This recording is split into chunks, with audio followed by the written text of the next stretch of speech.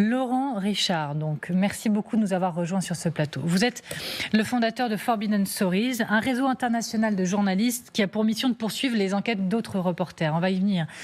Mais avec 10 médias partenaires, sauf erreur de ma part, c'est bien 10. C'est bien ça. Vous nous permettez une plongée dans les rouages de l'une des opérations peut-être d'influence les plus importantes des dernières décennies.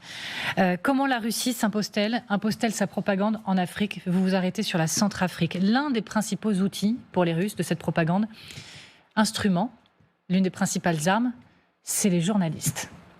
C'est les journalistes parce que ils prennent leur vie entre leurs mains, ils les menacent de mort et ces journalistes ensuite travaillent pour eux. Je résume. L'un d'entre eux a pris tous les risques ces derniers jours, ces dernières semaines, pour vous parler, pour permettre cette enquête. Écoutez sa voix.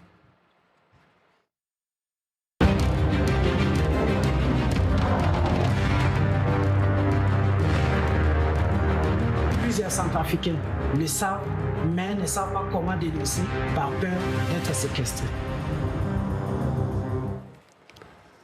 Ces journalistes, ils sont coincés, hein. Ils sont menacés de mort, c'est vraiment ce que vous expliquez. Parlez-nous de Efrem Yalike, puisque c'est celui qui permet aujourd'hui ces révélations. Oui, c'est d'abord l'histoire d'une personne, un journaliste extrêmement courageux, qui est le premier dans l'histoire, sans doute, qui révèle aujourd'hui la machine à désinformer russe sur le sol africain, et plus précisément en Centrafrique. Depuis 2 ans, notre consortium Forbidden Stories, dirigé par Léa Perruchon, une journaliste de chez nous, travaille sur ce sujet pour que ce sujet voie le jour. Une enquête extrêmement complexe parce qu'il y avait une question de danger et de menaces extrêmement importantes. Et comme Efrem l'explique, Efrem est donc un journaliste centrafricain, et comme tous les autres journalistes de son pays, ils doivent aujourd'hui collaborer avec les Russes, c'est-à-dire participer à la désinformation, ou se taire. Et s'ils ne se taisent pas à ce moment-là, ils prennent d'énormes risques. Aujourd'hui, Efrem peut parler parce qu'il est en sécurité ailleurs, à l'extérieur de la Centrafrique, ce qui n'a pas été facile pour lui.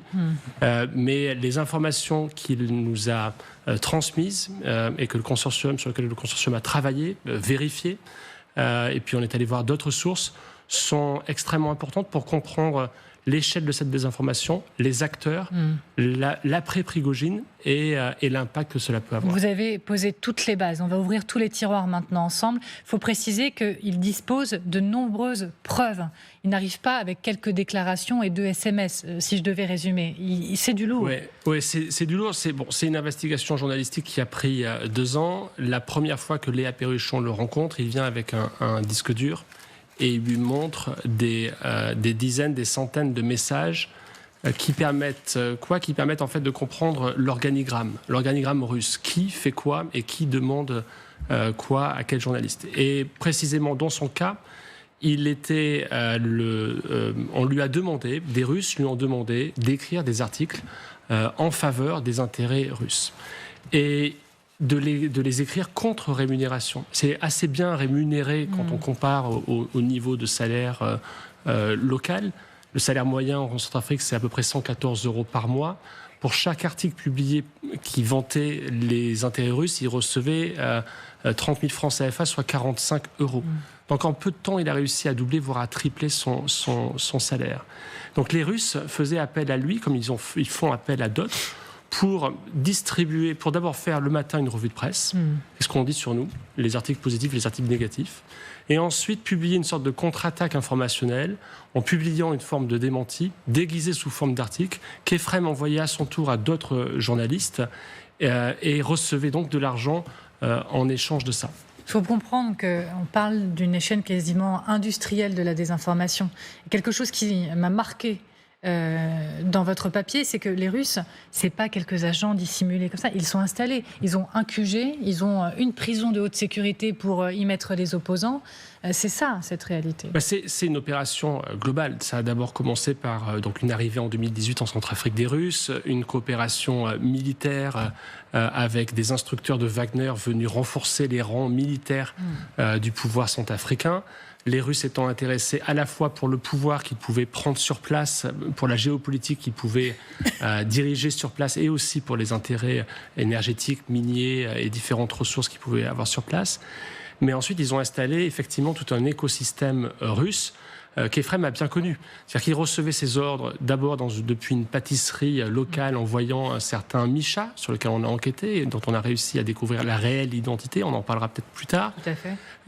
Ensuite, il a compris ce que tout le monde avait clairement identifié, où étaient les Russes, dans ce camp de roue à côté, pas très loin de la présidence, là où se situe une sorte de QG à la fois d'unité, de compréhension sociologique du pays et aussi de désinformation, mais aussi une prison qui appartient aux Russes et dans laquelle ils mettent leurs opposants. Oui, Claire. Est-ce que le pouvoir centrafricain est complice de ces entreprises-là ?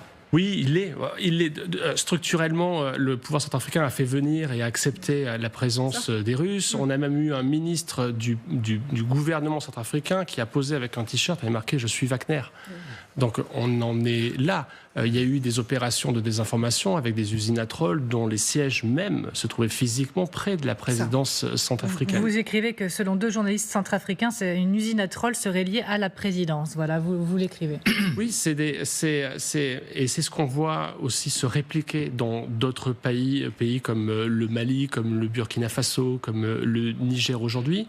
Ce qui est assez. Alors, il y a des choses qu'on ne sait pas. On ne sait pas quelle est l'économie réelle de cette désinformation. Combien d'argent les Russes, par exemple, investissent là-dedans. Alors, je voulais vous poser la question parce que effectivement, ça semble petit, les sommes qu'on évoque, 35 €, 45 €, mais pour les Centrafricains, c'est énorme. Mais multiplié par cette échelle industrielle, ça représente. Les Russes investissent des sommes faramineuses dans cette entreprise.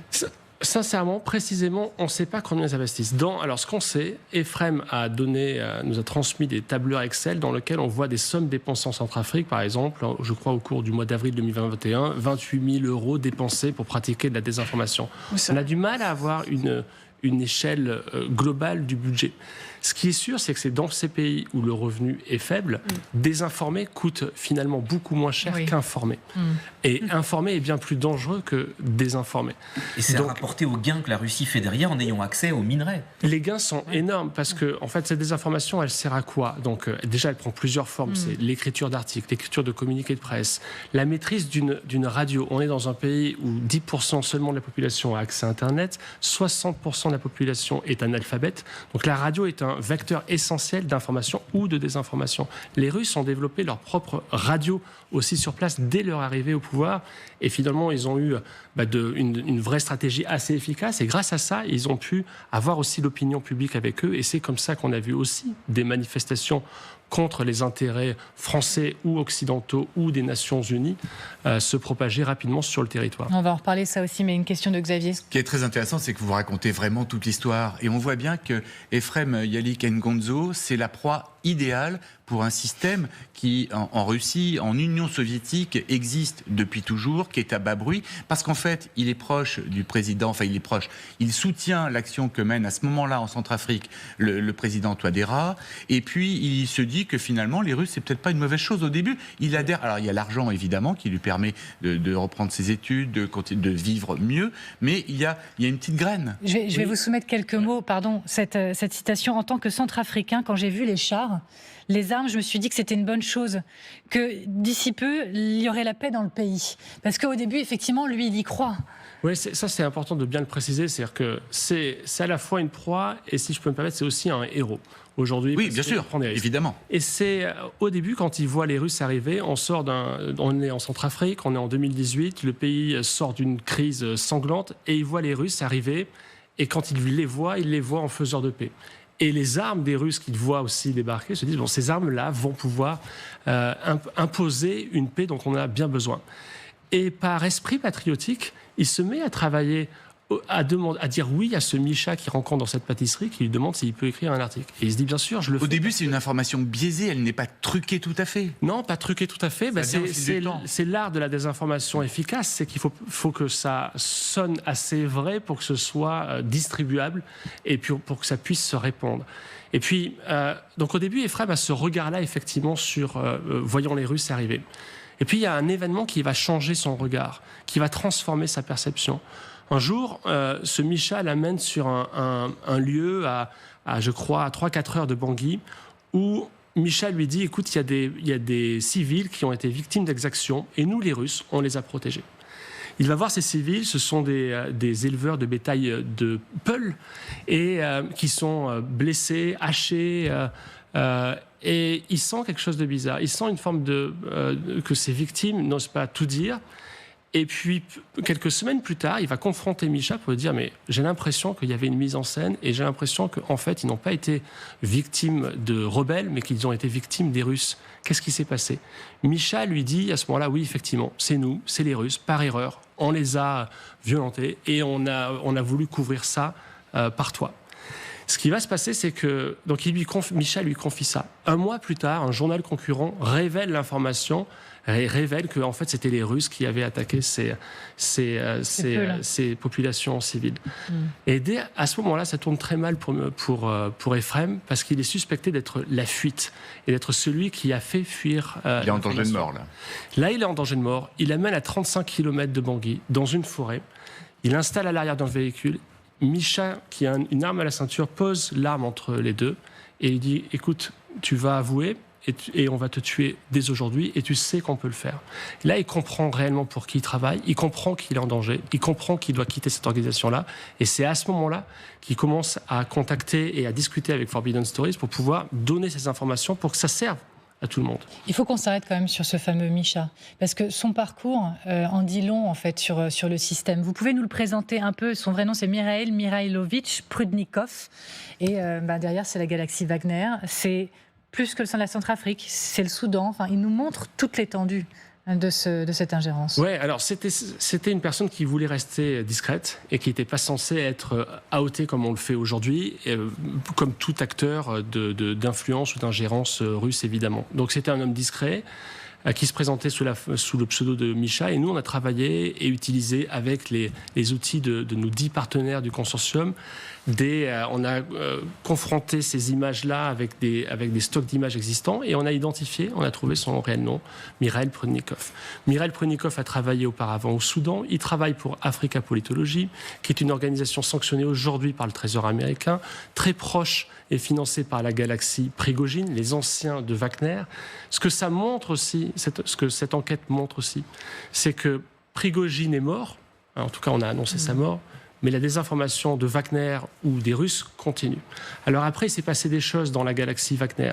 Le Kremlin a repris un peu la main directement, parfois directement avec certains hommes de Wagner, a lancé aussi, a récupéré la partie mercenaire, donc ceux qui font vraiment le sale boulot armé via Africa Corps, qui est une autre entité, a disséminé aussi ces réseaux de désinformation dans d'autres pays comme le Mali, comme le Niger, comme le Burkina Faso, via une autre organisation qui s'appelle African Initiative, qui est assez similaire à African Politology.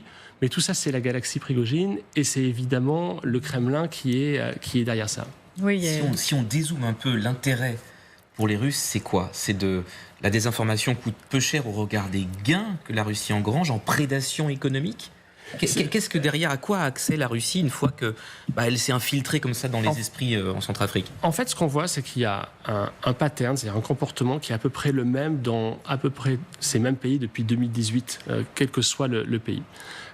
Ils arrivent et ils ont besoin de désinformer pour se mettre l'opinion publique à dos, pour plusieurs raisons. Un, c'est faire chasser les Français qui ont une présence, c'est une ancienne colonie. Deux, avoir un discours anti-Nations Unies, et c'est pour ça qu'ils organisent des protestes, des contre-manifestations contre la MINUSCA. Trois, ils apportent de l'aide militaire, voire financière au pouvoir ou aux juntes sur place. Quatre, dans un intérêt aussi pour récupérer les ressources minières. Il y a beaucoup d'or, il y a beaucoup de diamants. Je vous rappelle aussi qu'il y a 3 journalistes russes qui enquêtaient sur les mercenaires de Wagner qui sécurisaient des mines sur place en Centrafrique qui ont été tués. Et nous, on avait fait d'ailleurs une série documentaire sur Wagner et sur cette série de meurtres-là, non résolus, mais on sait et on a pu identifier les responsables derrière. Mais en fait, c'est des opérations en plusieurs temps où ces outils de désinformation servent à étendre évidemment une influence, un pouvoir, chasser ceux qui en avaient une avant, pour des intérêts à la fois et de géopolitique et financiers via les ressources sur place. Et donc chasser ceux qui étaient là avant. Alors on voit très bien dans votre enquête que les manifestations, elles sont parfaitement orchestrées. D'ailleurs, en fait, ils se cachent à peine, hein. Les agents russes sont quasiment dans les voitures en bordure de manifestations, en train d'observer tout ça. Et c'est nous chasser de nous en priorité. En gros, c'est nous les Français, les premiers dans le viseur, pour dire les choses très clairement. C'est les Français, les Américains. Il y a eu beaucoup d'organisations de manifestations contre les intérêts américains, contre la MINUSCA, qui est donc l'agence des Nations Unies présente sur place en Centrafrique. Et nous, les Français, en priorité, parce qu'il y a une historique avec les Français qui est très particulière. Donc oui, c'est une guerre de désinformation qui finalement est extrêmement moderne, assez rentable. Juste pour vous rappeler le point de départ de tout ça, ça a commencé il y a 2 ans et demi pour nous. On a fait un projet qui s'appelait Story Killers et qui avait pour point de départ le meurtre d'une journaliste indienne qui s'appelait Gauri Lankesh. En 2017, elle enquête sur la désinformation en Inde pour savoir qui se cache derrière ces réseaux qui la harcèlent en ligne et qui pratiquent la désinformation à grande échelle. Elle a été assassinée pour ça, elle a pris 2 balles dans la tête pour ça, et on a poursuivi son travail non seulement en Inde, et un peu partout dans le monde. Et c'est comme ça qu'on est arrivé à Ephrem en Centrafrique. La désinformation, c'est une industrie, d'ailleurs c'est devenu une industrie. Il y a eu une époque où c'était seulement l'officine des États, où on avait des pharmatrolls comme à Saint-Pétersbourg. Et aujourd'hui, c'est devenu une industrie avec énormément d'acteurs privés. Il y a un rapport d'Oxford qui raconte que plus de 40 États en tant qu'États ont fait appel à 80 sociétés privées pour délivrer de la désinformation en tant que service sur des phases de scrutin. Donc c'est une industrie ultra puissante, où il y a beaucoup d'argent à se faire. Mondialisée, étatisée. Qui utilise l'intelligence artificielle pour désinformer en nanosecondes, en fait, tout un peuple, et qui utilise aussi des personnalités comme Ephrem, l'être humain, en payant sur place pour désinformer. Une toute dernière question de Nevin. Ces opérations de déstabilisation russe contre la France, on les constate aussi dans les Outre-mer, en Guyane, en Martinique, en Polynésie française. Est-ce qu'aujourd'hui la France est devenue l'ennemi numéro 1 des Russes quand il s'agit en matière de désinformation ? Je ne sais pas, je ne pense pas que la France soit l'ennemi numéro 1 des Russes. On voit en tout cas des comportements similaires. L'Azerbaïdjan, par exemple, pour le coup, je pense que la France est l'ennemi numéro 1 de l'Azerbaïdjan en matière de désinformation, et la France a été la cible depuis son positionnement aux côtés de l'Arménie dans le conflit au Karabakh. Avec un travail sur les politiques aussi. Avec un travail sur les politiques, et sur justement en faisant en sorte, Bakou a invité des Kanaks, des Corses, toute figure indépendantiste pour animer ce sentiment-là et pour jouer contre les intérêts du gouvernement français. Mais oui, ce que l'on voit, et c'est pour ça que je reprenais l'exemple de Gauri Lankesh, c'est que la désinformation a aujourd'hui un visage industriel qui nous dépasse totalement, qui rapporte beaucoup d'argent à ceux qui s'installent dans ce marché-là, et avec des États qui sont prêts à dépenser des millions parce qu'ils ont vu à quel point c'était rentable en termes d'accès au pouvoir et à l'information. Que le début certainement de cette immense machine dans laquelle on plonge grâce à vous, grâce à votre enquête, celle de Forbidden Stories, et tout votre travail est à retrouver bien sûr en ligne, notamment Laurent Richard. Merci d'être venu avec nous sur ce plateau. Merci à vous.